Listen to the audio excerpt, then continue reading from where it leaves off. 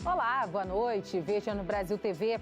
A Polícia Federal faz uma operação nos portos do Rio e São Paulo com a Marinha e a Receita Federal. O avanço da dengue pelo Brasil. Militares reforçam as operações de prevenção no Distrito Federal, que enfrenta a explosão de casos da doença. E o governo do Rio diz que o estado pode ter uma epidemia de dengue até o fim de fevereiro. E ainda, o Brasil fecha 2023 com a menor taxa de desemprego em 9 anos. Quarta-feira, dia 31 de janeiro, agora no Brasil TV.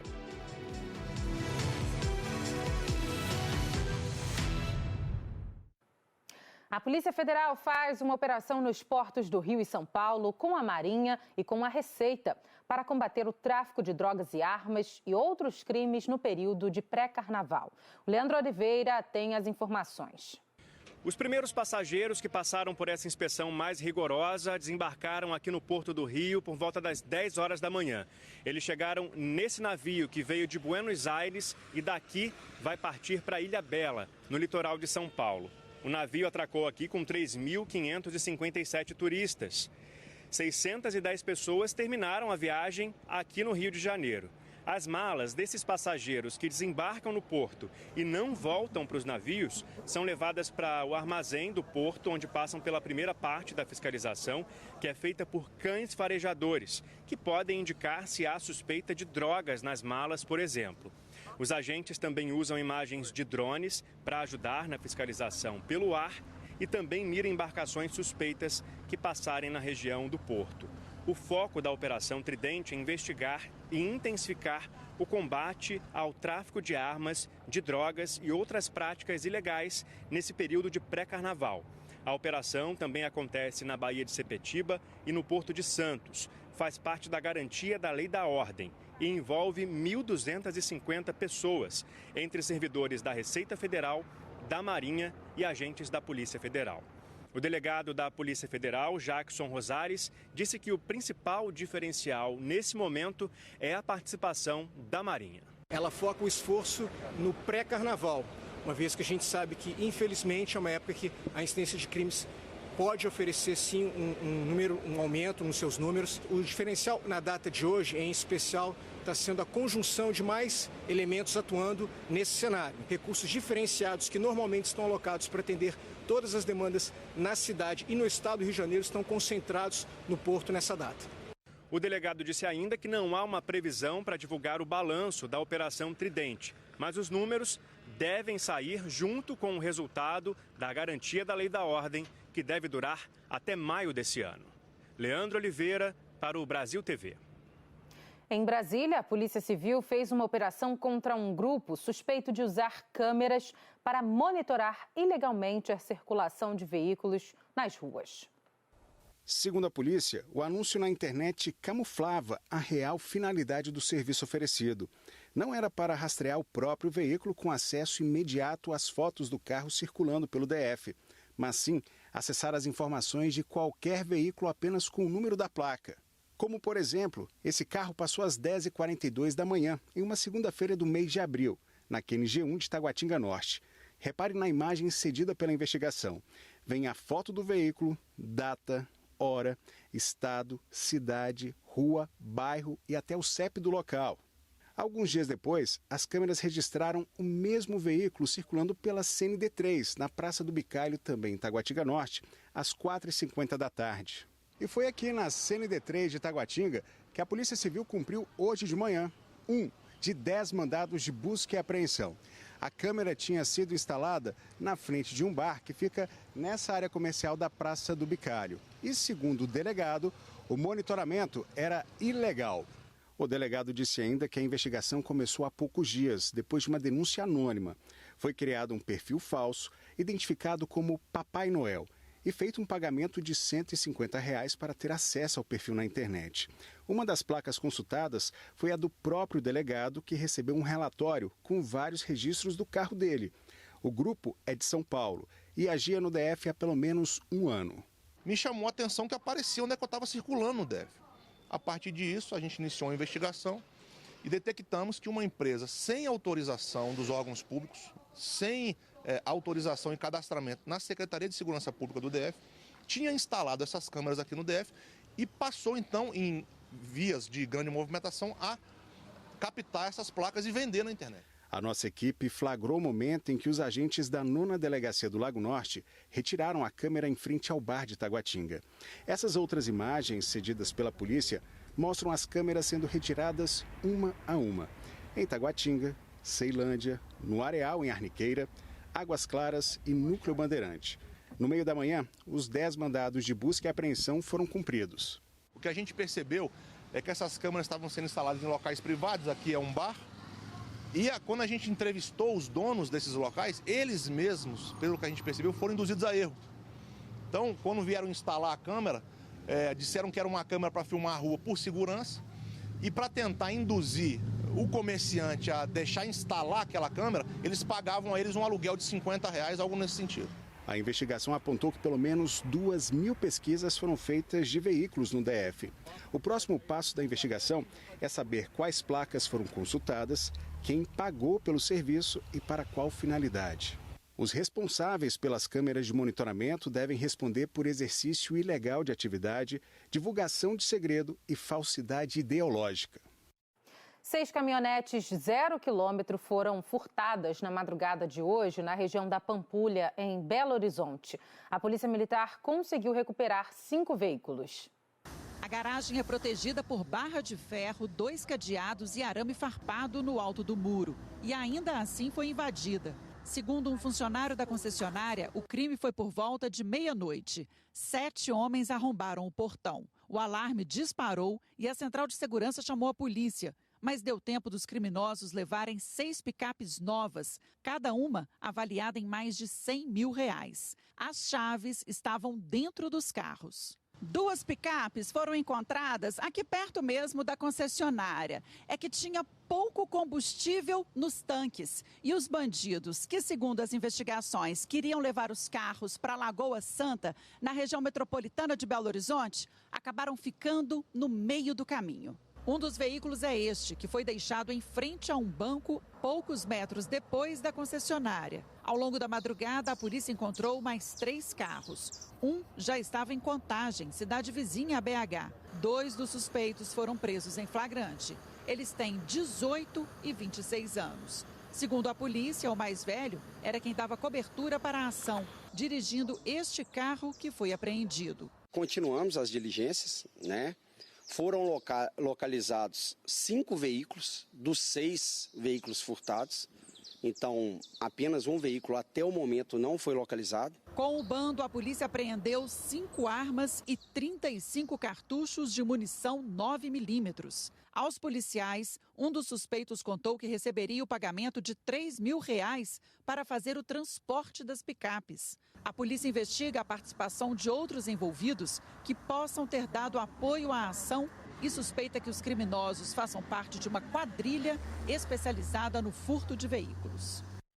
A polícia continua procurando pelo 6º carro roubado e também pelos outros criminosos. A Polícia Civil fez 2 operações contra a sonegação fiscal no Mato Grosso, no Pará e no Paraná. Os prejuízos aos cofres públicos são superiores a R$370 milhões. As operações são realizadas pela Delegacia Especializada em Crimes Fazendários com o apoio do Ministério Público de Mato Grosso e busca investigar crimes de sonegação fiscal. Os grupos investigados são suspeitos de causarem um prejuízo de mais de R$370 milhões aos cofres públicos por meio de sonegação fiscal. A Justiça determinou o bloqueio de bens dos investigados, além de 24 ordens judiciais entre mandados de prisão e busca e apreensão cumpridos em 7 cidades de 3 estados: Mato Grosso, Pará e Paraná.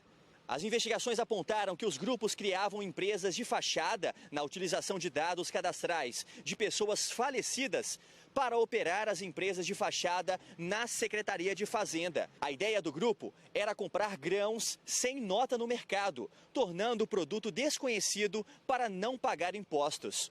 Dentre os bloqueios determinados pela Justiça estão residências em condomínios de luxo aqui da capital do estado, veículos, embarcações, além dos bloqueios das contas bancárias de todos envolvidos nessas investigações. A polícia ainda trabalha para chegar a todos os integrantes do grupo.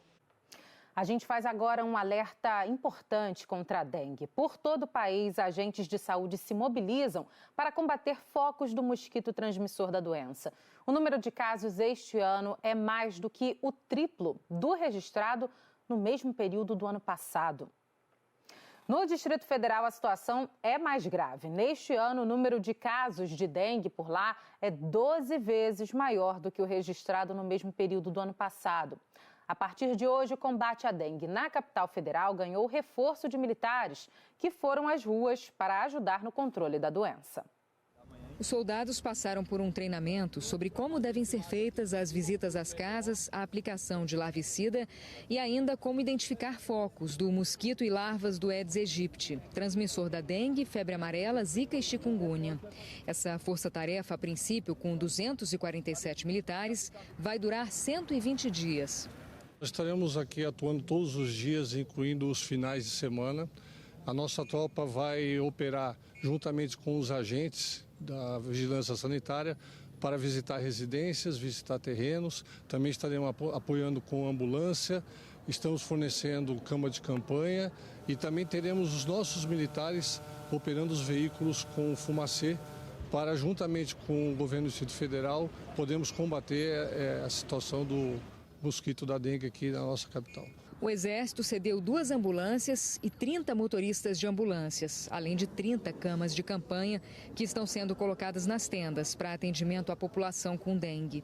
O reforço do Exército também é para intensificar as ações dos carros fumacês, que liberam inseticida. Esse combate vai acontecer em 2 horários estratégicos, para ter mais eficácia contra o mosquito.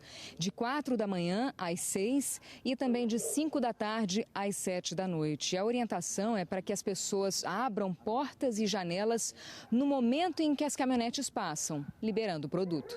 Hoje, os militares estão percorrendo 2 regiões do Distrito Federal onde há maior incidência de casos. A gente está trabalhando atrás de foco de dengue. A gente gostaria de ver se a senhora permite a gente entrar na residência da senhora? A Secretaria de Saúde do Distrito Federal classifica a dengue na capital como epidemia. Segundo os últimos dados divulgados pela Secretaria de Saúde do DF, só neste ano, até o dia 27 de janeiro, foram contabilizados quase 30 mil casos prováveis de dengue, 12 vezes maior do que no mesmo período do ano passado, quando foram registrados 2.400 casos prováveis da doença. A Silvia recebeu hoje cedo os militares. Ela mostrou que fura todos os vasos de planta para impedir o acúmulo de água. Quando tem assim um pratinho de baixo, é furado. Precaução, né? Tem que ter, né? E preocupação também, né? Porque essa doença não tá fácil. A vizinha dela, dona Terezinha, também disse que mantém toda a atenção, ainda mais nesse período de chuva. Ela falou que o combate precisa ser um trabalho coletivo. Todo mundo tem que fazer a sua parte, né? Senão não dá certo. Segundo dados do Ministério da Saúde, nas 4 primeiras semanas deste ano, foram 217.481 casos prováveis de dengue no Brasil, mais que o triplo do mesmo período do ano passado. No fim da manhã, a ministra da Saúde, Nízia Trindade, esteve num dos locais de maior incidência da dengue no Distrito Federal. A explosão de registros já no começo deste ano preocupa as autoridades, já que, historicamente, os meses com maior número de casos costumam ser março, abril e maio. O mais importante é esse controle, essa vigilância que está sendo feita. Essa questão do tempo normal, nós temos que ver que temos vivido fenômenos atípicos, de aumento de temperatura, regime de chuvas, isso tudo altera muito. Então não dá para dizer o pico vai ser até tal mês. Belo Horizonte, gente, também está à beira de uma epidemia de dengue. A prefeitura confirmou que o tipo 2 do vírus voltou a circular na capital. Segundo os médicos, o Dengue-2 é muito perigoso e não era registrado em Minas há 20 anos. Ele, inclusive, piora os sintomas da dengue. As informações foram passadas numa coletiva de imprensa hoje cedo. E no Acre, o governo decretou estado de emergência e intensificou as ações de nebulização. O estado é o segundo com maior número de casos de dengue. Já no Rio de Janeiro, pode ter uma epidemia de dengue até o fim de fevereiro. O estado espera que o balanço de casos para janeiro passe dos 17 mil. Na capital, as regiões mais atingidas pela doença são as zonas oeste e norte. E segundo a Secretaria Municipal de Saúde, quase metade das pessoas que são internadas é formada por crianças e também por adolescentes. A semana passada foi sofrida na casa do Felipe. Com quase 40 graus de febre, ele chegou a ficar 4 dias sem conseguir sair da cama. Eu comecei com mal-estar, dor no corpo e não conseguia dormir. De madrugada eu suava, com enjoo e muita dor no corpo, nas juntas. Poucos dias depois, foi a Michele, esposa dele, que começou a passar mal. Uns 2, 3 dias eu comecei a ter o sintoma, com dor no corpo, muita dor de cabeça, uma dor de cabeça insuportável. Vim trabalhar me arrastando, mas consegui trabalhar. Ela trabalha nesse trailer em frente de casa com a irmã, que também pegou dengue e teve sintomas mais fortes. A família mora aqui em Marechal Hermes. Vários vizinhos dessa rua mesmo tiveram dengue nas últimas semanas. Os moradores dizem que cumprem com a rotina de cuidados básicos contra o mosquito. Mas nada adianta se um problema continuar. Esse terreno abandonado, com mato muito alto e até uma piscina, com água suja e parada. Está cheio de larva, tem 2 caixas que estão cheias d'água, cheias de larva. Entendeu? Então estão abandonados. A prefeitura notificou o proprietário do terreno, mas isso não mudou a situação. Segundo a Secretaria Municipal de Saúde, de janeiro até agora, há 285 casos prováveis de dengue que resultaram em internação, incluindo a rede privada. Crianças e adolescentes, grupo prioritário na vacinação definido pelo Ministério da Saúde, somam 41,4% das hospitalizações na capital. Os adultos ainda são maioria, com 46,6%. Os idosos, 11,9%. A previsão é que a vacina comece a ser aplicada na capital em jovens de 10 a 14 anos daqui a 2 semanas. Serão 2 doses com intervalos de 3 meses. Até agora, em 2024, foram mais de 8 mil casos registrados de dengue. 1.300% a mais do que o mesmo mês no ano passado. Já a Secretaria Estadual de Saúde divulgou que o estado pode ter mais de 17 mil casos em janeiro, um aumento de mais de 900% comparado com o mesmo período de 2023. E tem sido pior nas cidades do interior. Há municípios com números de casos bem acima da média, como Resende, Itatiaia e Rio das Ostras. A Prefeitura do Rio informou que o terreno foi vistoriado no dia 18 de janeiro e nenhum foco de Aedes aegypti foi encontrado. Disse que fez mais uma vistoria hoje e que reforçou ações educativas, já que a maioria dos focos do mosquito está dentro das casas.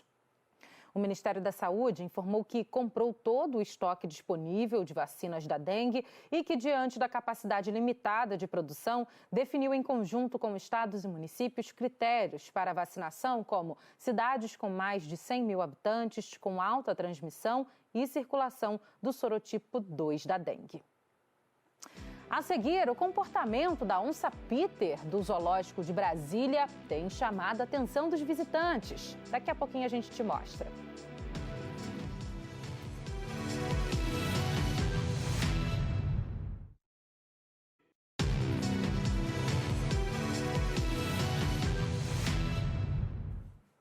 Brasil TV de volta falando da menor taxa de desemprego do país em 9 anos, registrado no ano passado. Os números do IBGE saíram hoje.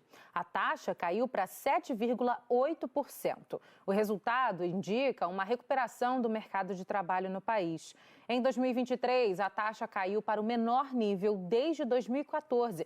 Naquela ocasião, o indicador atingiu a mínima de 7%. A pesquisa do IBGE de hoje também mostra que o número de brasileiros com carteira assinada é o maior em 11 anos. O sol voltou a brilhar, trazendo mais turistas para o Rio. E para o Bruno, que viu a oportunidade de abrir 2 quiosques na praia de Copacabana. Ele precisou contratar 23 pessoas desde o fim do ano passado. Copacabana respira entretenimento, respira turismo. E a gente viu essa oportunidade de abrir novos negócios, novos quiosques, e isso gerando mais empregos, trazer mais gente. Nicolas é um dos novos funcionários. Depois de fazer o curso de bartender, ele vivia de bicos em bares e festas. Mas em dezembro, aos 19 anos, conseguiu o primeiro emprego com carteira assinada. Sempre sonhei com isso e eles abriram a porta. É uma oportunidade boa aqui. Nicolas faz parte dos mais de 100 milhões de brasileiros que terminaram 2023 com trabalho. Um recorde. O IBGE explicou que o desemprego caiu porque mais pessoas estão empregadas. Todas as atividades pesquisadas fecharam um ano com mais trabalhadores. Menos agricultura, produção florestal, pesca e aquicultura. O IBGE entende como desempregados aqueles que não têm trabalho, mas que estão em busca de um. São 8,5 milhões de brasileiros nessa situação. Também caiu a quantidade de pessoas que desistem de procurar emprego, que o IBGE chama de desalentados. Desde 2012, quando o IBGE começou a fazer a pesquisa, nunca houve tantos trabalhadores com carteira assinada no país. Ao mesmo tempo, o número de empregados sem carteira no setor privado também bateu recorde. São mais de 13 milhões. Essa melhora no setor formal impactou os salários. A renda média anual do brasileiro chegou a R$ 2.979. Na comparação com 2022, aumentou em R$ 199. Os empregos formais têm um papel importante nessa retomada porque eles geralmente são associados a empregos de renda mais alta. Foi um fator positivo aí, tanto para o mercado de trabalho como para a economia como um todo, porque as pessoas conseguem recompor ali seu poder de compra. O aumento no rendimento médio ele vem por dois fatores. O mercado de trabalho, de fato, ele teve um comportamento melhor do que o esperado, então a queda do desemprego ajuda o trabalhador. Mas eu vejo como principal fator desse aumento de renda real nesse ano a queda na inflação. O Henrique trocou de emprego em dezembro e vai ganhar mais. Uma qualidade de vida melhor, né? Uma oportunidade de fazer uma viagem, novos tipos de gastronomia também, né? Que aqui é mexicana, e aprender mais. Aprender mais e ganhar melhor é bom também. Muito bom.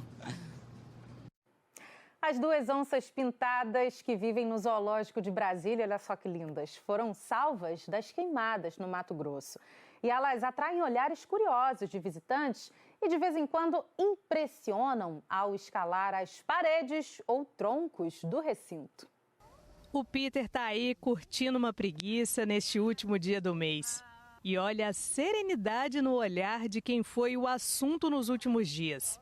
Tudo porque o Peter, essa onça pintada de 2 anos e meio, que mora aqui no Zoo de Brasília desde quando era um filhote, resolveu mostrar suas habilidades na escalada e virou assunto. Imagina escalar um toco de mais de 3 metros. Para o Peter foi moleza.